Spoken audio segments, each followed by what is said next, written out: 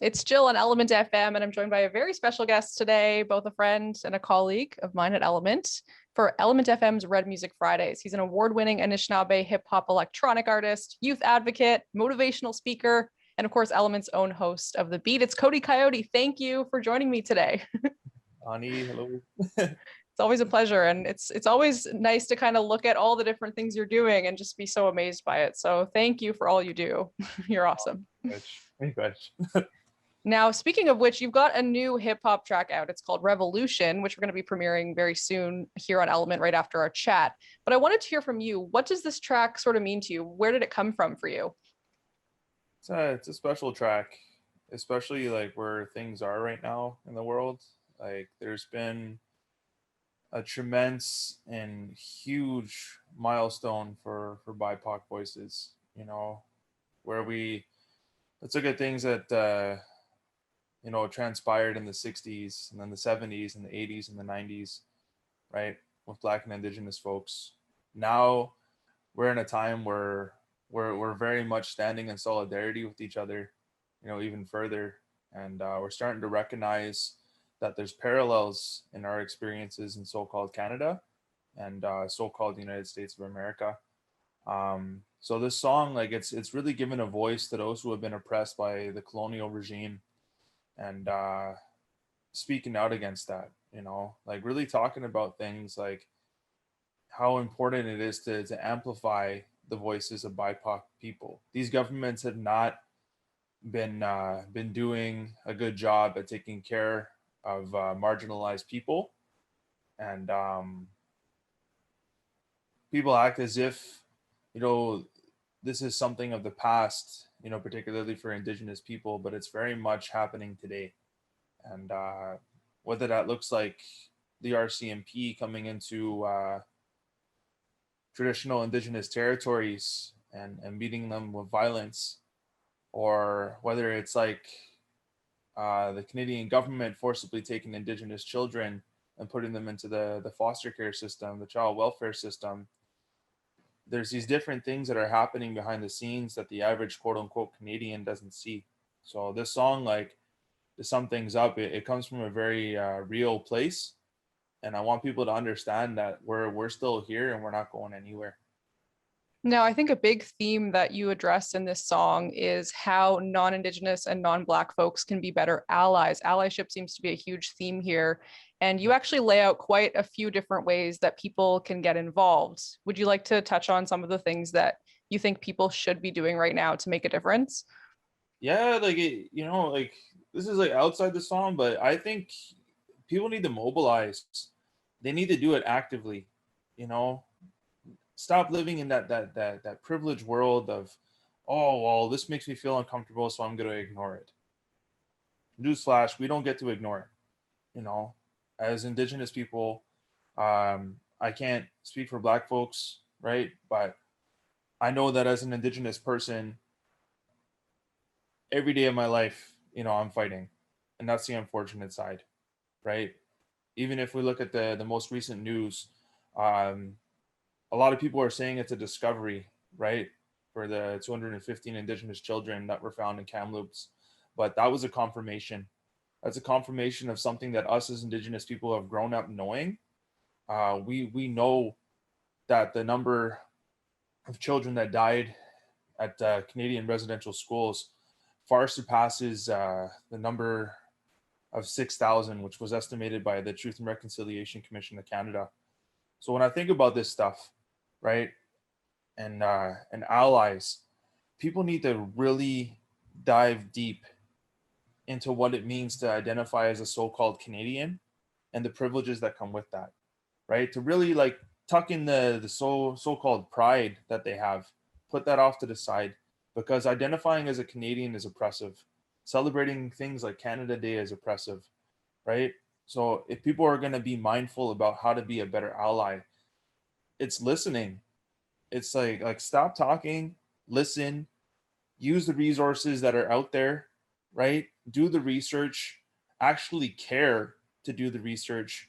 That's the biggest part, is actually caring to make an effort to go out there and to listen to the voices and to the stories and the experiences of BIPOC folks, but really really focusing on amplifying their voices, I think is a good way to sum all that up, right? Yeah, that's great. And, there are so many different resources out there, as you mentioned, like it's really not that hard to find. Of course, there's the Truth and Reconciliation findings. There's so many documentaries, there's so many books that people can turn to at this time. And, it is shocking to me that people don't know about the residential school system. And how do you feel about that? Do you find that that's kind of shocking for you as well? That's like the epitome of privilege, right? So people, they often come into it with this ideology of, oh well, that wasn't me, that wasn't me, well, actually it was your ancestors, right, who did it. Your ancestors came over here, they arrived here. How did you come here, right? People who identify as Canadian, and that are of European settler descent, they're like brainwashed into thinking that they're from here. They're not from here, right? I'm Mhm. Anishinaabe. My nation has been here for over 33,000 years and we're still here, right? You look at how old Canada is, I think it's like 154 years old. That's not very long, right? But that's how long, European settler folks have been here, and the next generation has been here. So I think it's their responsibility to hold themselves accountable for the things that they have benefited from based on things like the residential school system. So they're acting surprised. Oh, I never knew about this. And no. That's a privilege. Because growing up as an Indigenous person, right? I've known about this for most of my life. And here I am at 29 and finding out the layers on how this system has directly impacted my family hurts, right? It hurts and it cuts deep, but it also puts things into understanding. And I'm not going to be quiet about it, right? And I encourage non-Indigenous folks to not be quiet either. Like they need to start speaking up. They need to start doing the research. They need to start learning, right? Because it's like I've said, this isn't something of the past. This is ongoing. This is ongoing, right? They're taking Indigenous children still. The child welfare system is the new residential school system. And I strongly encourage people who are non-Indigenous to really reflect on the privileges that they have. Clean drinking water, right? Clean drinking water is a huge one. Being able to be with their families, a lot of the time. We look in employment, you know, things like this, different things that are just coming off the top of my head, but really reflecting on the fact that they can walk outside and not have to worry about things like being attacked or being picked up by a police force and taken on what they call a starlight tour, right? And being left for dead. Like these are very real experiences that Indigenous people face. Yeah, you've touched on a lot of great things here. And I think Mhm. the biggest one for me is that, as a white person myself and as a non-Indigenous white people, especially, we take for granted a lot of things that Indigenous people don't get to have or have to go through that are not in our realities at all. And I think it's on myself and the community of non-Indigenous white folks specifically to get out there and, call your MP, read the resources, watch the documentaries, listen, do as much as you can to listen to Indigenous people's voices. And you've spoken greatly about Indigenous voices. And one thing that really stuck out to me that you said recently was take a walk in my moccasins. And I think Mhm. that's a very good way of summing up everything you've just said. And I Mhm. think a lot of people should really, really take from that right now at this time. Definitely, and like I appreciate that you're woke. You know what I'm saying? Like you're one of the good ones on some real stuff. Because like even like I remember like being interviewed by some folks, and I'm just like, oh my goodness, and it's kind of hard being in a position even with that, like where there's like the ignorance that's present when you're in that interview. That's a very real and awkward experience that a lot of us face. So I just want to say maybe go really quick for that. Yeah, thank you. And you know what, Cody, like I have to be transparent here. Like I didn't always know these things. And, working in an Indigenous radio station, I have learned a lot in my time. And I was ignorant to a lot of stuff until the last few years. So, it's a learning journey, but I hope that future interviewers, knowing everything that's coming out right now, will have some more respect for your experience and come in, you know, geared with the right information, because that's really hard. So, and I have to say thank you, because you are doing the most. You're coming out, you're educating people, you're talking to everybody about what's gone on. And that's not an easy thing to do. You face some real tough intergenerational traumatic experiences very recently. And we don't have to get into it unless you would like to chat about what you went through. But I do have to commend you for sharing your story. Yeah, we can talk about it too. You know, like I think it's important for people to hear that, because you know, part of the privilege is that they don't experience that. They don't experience that. You know, and they might have their own intergenerational trauma, but it doesn't stem from genocide, right? Let's call it the elephant in the room, right? The Canadian government has tried to cover this up time and time again, but now the United Nations know. Now it's out there. Truth is finally out. You know, Canada committed acts of genocide, and they still are committing acts of genocide towards Indigenous people whose homelands they invaded and they reside on. The big part about how this has affected me, here I am at 29 years old. I met my family for the first time when I was 25. My father was a part of the 60s scoop. Um, we found out that my grandmother was taken away to the Spanish residential schools. She went to St. Joseph's schools, the St. Joseph's School for Girls. And my great uncle and several of my cousins were also taken away. And he was taken to St. Peter's, which was the boys' school that was in Spanish. And as of recent too, you know, speaking with my great auntie, you know, learning that that next generation of parents were taken there, right? My great grandparents were taken to residential school. The Canadian government literally tore apart my community, tore apart my family, and I'm very angry. And people need to understand that that anger is so valid. I often tell people to look within, you know, think about their room, think about their household, think about all these belongings that are precious to them, think about the things that they love and that they cherish. And then picture somebody showing up uninvited to their household, right, in their space, walking right in, taking everything and leaving them with nothing. Putting that visual out there. That's how I felt growing up. They took away my culture, they took away my language, they took away my family, you know? They took it all away. And now I'm in this place where I'm reclaiming it and I'm taking it back. But the important thing that everybody needs to hear is, guess what? The Canadian government did not succeed. Not with my family. You know, we found each other, right? And the one thing that I know about Indigenous folks is that when we mobilize, when we use our voices, when we come together, we're a force to be reckoned with. And I encourage people, like, coming from my heart to anybody, you know, who's willing to listen. Take the time to look within, take the time to reflect, take the time to get out there and actively make change and to mobilize. Because we don't get to sleep on this. We don't get to pause, right? This is a part of our everyday life.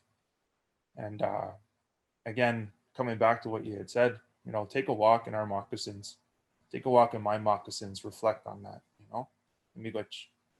For sure. Thank you, Cody. Thank you for sharing. And I have so much respect and sending so much love your way to take the journey to rediscover your lineage, your family, and to reconnect. Like, that is a hard thing to do. And I'm just so happy that you were able to find your family. That's incredible. And again, it just speaks to the resiliency of Indigenous people. So thank you for sharing that story. I know that it can be hard to kind of go up and talk about these things. So thank you. Uh-huh. Miigwech.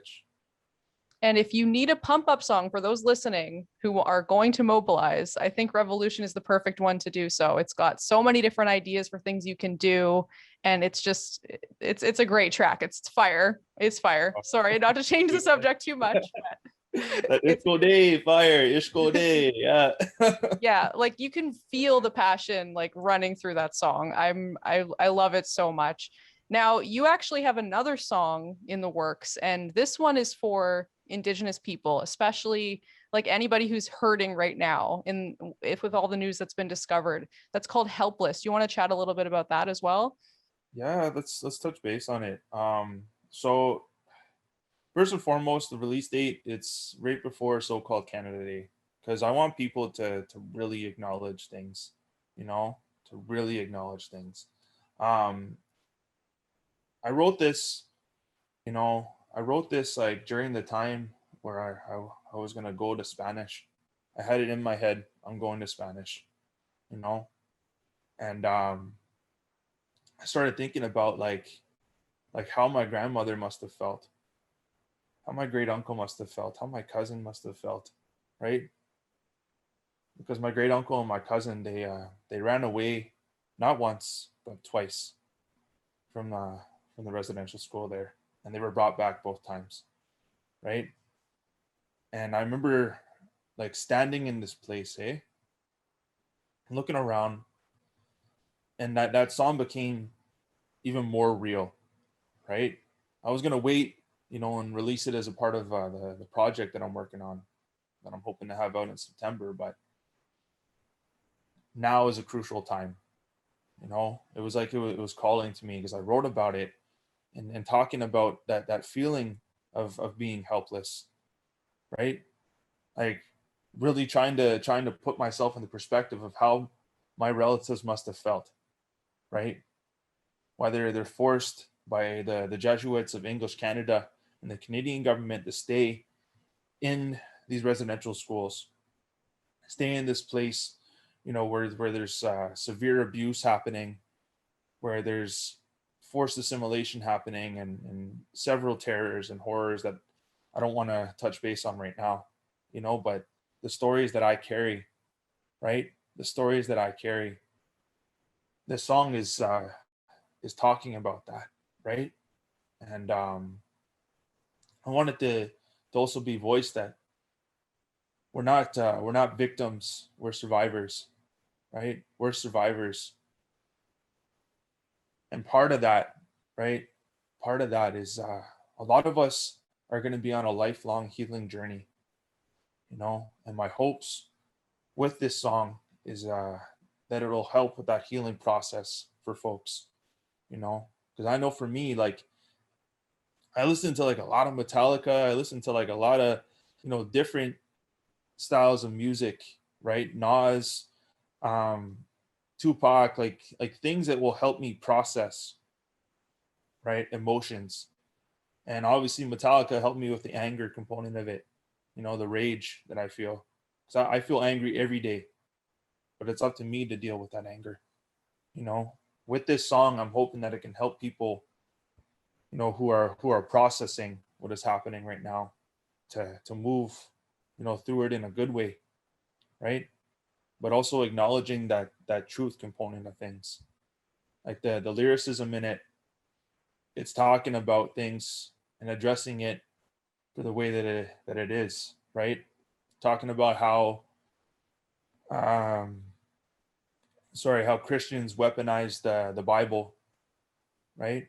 How they weaponize the Bible, and how it was weaponized in these churches, and how it was weaponized in these residential schools. And I want people to be mindful of that, right? I want people to be mindful of that. But I don't want to touch too far on it, because I don't want to give too much away. But Of course. that is, what I could offer right now in regards to that song. As usual, you are bringing a voice to an issue in your music that we don't really see very often. And I'm sure a lot of people are going to really appreciate that song when it's released. And you said it's coming out on June 30th. Yeah, yeah, it's coming out on the 30th there. So Now you'd definitely also, send it over. oh, sorry, go ahead. Oh, I was just gonna say, I'm definitely gonna send it over. Awesome. Good. Yeah. For sure. Yeah, we can't wait to hear that as well. And you'd also mentioned that you have some more music in the works coming out in possibly September. Can you tell us a little bit about that, or keeping it Oh yeah, under that wraps was for now? coming. Yeah. So I'm working on an album right now. It's called Passage, and I think it's pretty relevant to give Element the plug first. Hey. Element, ooh, right? Um, yeah, it's been a long time coming. This is like been years, like creating it here and there. Um, And it's a project that I'm talking about, you know, finding passage through those hard times, right? I've been seeking passage through things like intergenerational trauma, the experiences that I hold, right? Seeking passage through you know, that ongoing oppression, like trying to find the happiness in life, you know. And it's really touching base on a lot of different avenues of things. So people have been getting a preview of it so far, right? Dabwe, reconciliation, helpless. These are all going to be a part of that project, and I'm looking forward to finally, you know, putting it out there in the world when it's ready. We can't wait. And it's always a pleasure to chat with you and to just, you know, follow you along on your journey. It's really great to chat. Thank you so much, Cody, for being here today. Oh, you got Joe. Appreciate it. And now we're going to check out Cody's newest track, Revolution, right here on ELMNT FM. Thank you, Miigwech. Oh, miigwech.